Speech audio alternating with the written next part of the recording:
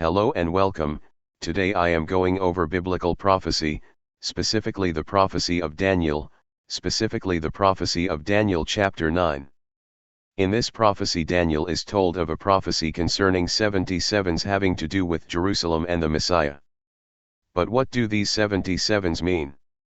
Well, the traditional interpretation is that each week is actually a period of 7 years instead of 7 days.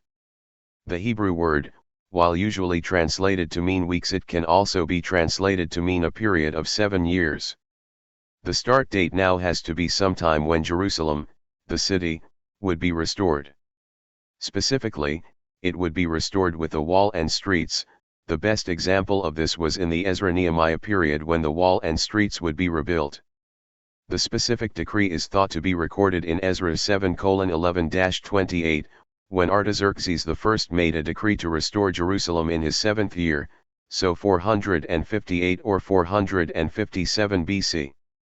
Starting from here, 69 sevens or 483 years later would be 26 or 27 AD, when Jesus was likely baptized, marking the anointing of the Most Holy One as recorded in Daniel 9:24. After the first 69 sevens, however, Christians dispute over whether the final week should be subsequent or will occur at the end of times. If the weeks are subsequent, the final week would start from 26 or 27 AD and end in 33 AD or 34 AD, with Jesus being crucified presumably in 30 AD. This would mark the prophecy of in the middle of the 7 he will put an end to sacrifice and offering, which would be fulfilled with the crucifixion of Jesus, since sacrifice and offering would no longer be required. The covenant that began for 1/7 would be the new covenant, beginning with his baptism. The text also states the people of the ruler who will come will destroy the city and the sanctuary. The end will come like a flood, war will continue until the end, and desolations have been decreed.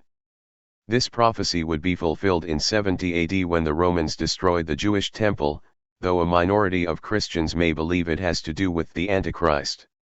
Those who believe in a final week at the end of times believe that the prophecy of Daniel 9:27 has to do with the Antichrist instead of the Messiah, whom they believe will make a covenant with the Jews and break it in the middle of the week to destroy the rebuilt their Jewish temple, causing the abomination of desolation.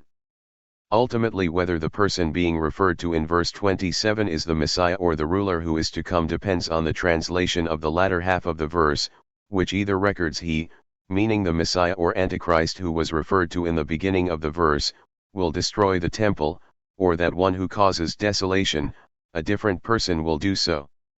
To summarize the subsequent week's interpretation, here is a useful chart to help visualize the prophecy's timeline. Here is another chart to summarize the prophetical timeline if the final week is at the end of times.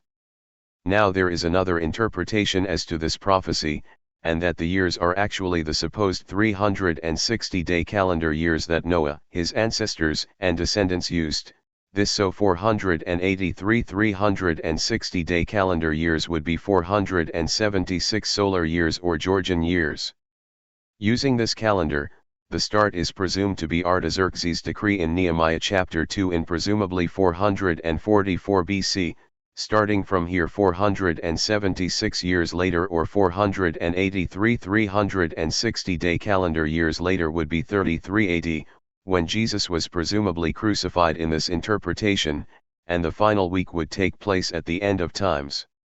Here is a graph for this interpretation's timeline, and in case you are wondering, the atheist interpretation is simply that these are all incorrect predictions made in the 2nd century despite these prophecies being fulfilled. Now that's the end of this video. Goodbye, don't sue me, and have a good day.